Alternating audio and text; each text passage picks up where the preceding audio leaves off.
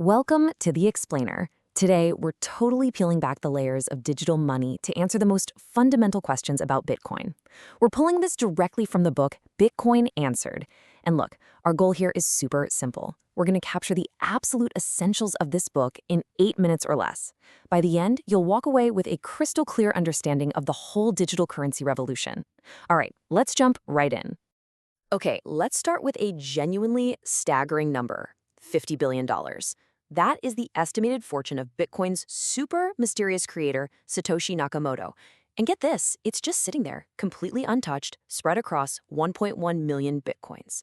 What's really wild about this whole thing is how little we actually know about them. Like, on a forum once, Nakamoto claimed to be a 45-year-old from Japan, but they used British idioms and posted during US and UK time zones. It's crazy.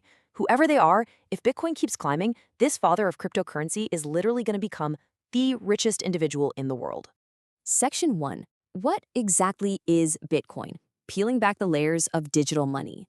So to understand how a massive $50 billion fortune even came to be, we've got to ask a basic question. What exactly is Bitcoin? Put simply, it's not a company. There's no CEO calling the shots, no board of directors in suits. Physically, it's just tens of thousands of computers running various protocols. But conceptually, it's computer money running on a completely decentralized open source network. It allows anyone, anywhere, to safely pass value around the globe without ever needing a middleman, like a bank, in the way. Section 2. How blockchain actually works. The engine behind the coin. But you're probably wondering, how does it actually operate without a central bank controlling the whole thing? Well, that brings us to the engine of it all, blockchain. Blockchain is the technology that makes Bitcoin possible. Imagine a brand new type of database. This network stores transaction info, stuff like the time, the date, and the amount, on a completely public, totally transparent ledger. Literally every single approved transaction ever made on the network is recorded right there for anyone to see.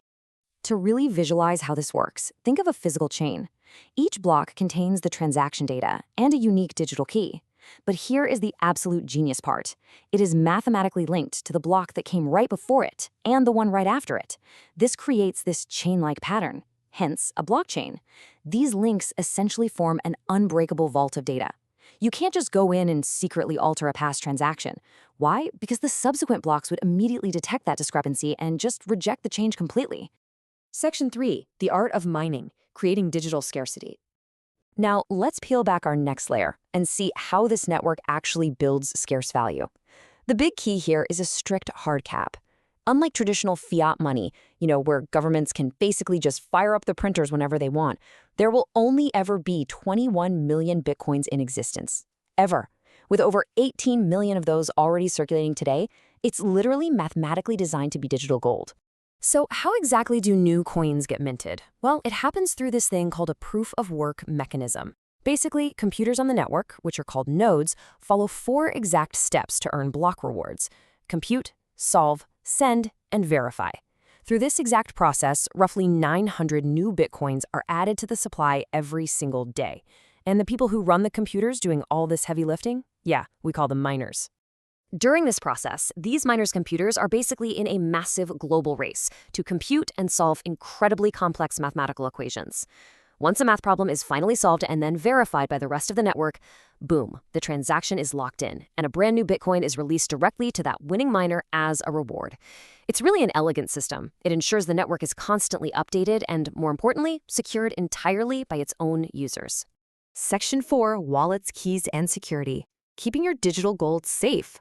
Now, once you actually have some Bitcoin, you've got to store it somewhere, right?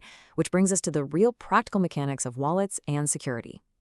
I want you to think of a public key kind of like your bank account number or maybe an email address. It's a unique string of numbers and letters that you can freely share with literally anyone so they can send you funds. But the private key, okay, that is your ultra secret password. It's the access code required to actually open your wallet and spend those funds. Seriously, never ever share that with anyone. And when you're choosing where to keep these keys, you always have to weigh accessibility against security. Hot wallets, for instance, are connected directly to the internet. They make sending and receiving super quick and easy, which is obviously great for active trading. But, well, because they're online, they inherently carry way more risk. On the flip side, cold wallets, like hardware devices or honestly even just a physical piece of paper with your keys printed on it, offer offline storage. This provides absolutely maximum security, making it hands down the best option for long-term holding. Section 5, Why Bitcoin Matters Today. The big picture of a decentralized future. So here is the really crucial point. Why does all of this underlying tech actually matter for our future? I mean, you might be sitting there wondering, does Bitcoin even have intrinsic value? The book points out a really fascinating reality here. It says, nothing about Bitcoin demands that it has value. Rather, value is user-generated. Actually, think about it. Just like the paper money sitting in your physical wallet right now, which hasn't been backed by a gold standard in decades, Bitcoin's value comes entirely from our collective agreement and its real-world utility. And honestly, that true utility is massive. It enables completely secure, borderless transactions anywhere in the world. Whether you're sending value across the street or all the way to Brazil, the network does it without ever needing a bank's permission.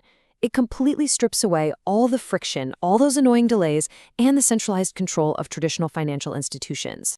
When we look at Bitcoin's absolutely explosive growth since Satoshi Nakamoto dropped that original 2008 white paper, we really have to ask ourselves, what is the end goal of a decentralized financial world? By eliminating intermediaries and securing our assets through pure cryptography, instead of just trusting fallible banks, we are quite literally watching a massive paradigm shift unfold in real time. So, the ultimate question remains, are we just witnessing some temporary digital trend, or is this the permanent evolution of how human beings are going to exchange value forever? The answer might just reshape the whole world. If you enjoyed this, subscribe to In 8 Minutes and never miss what matters.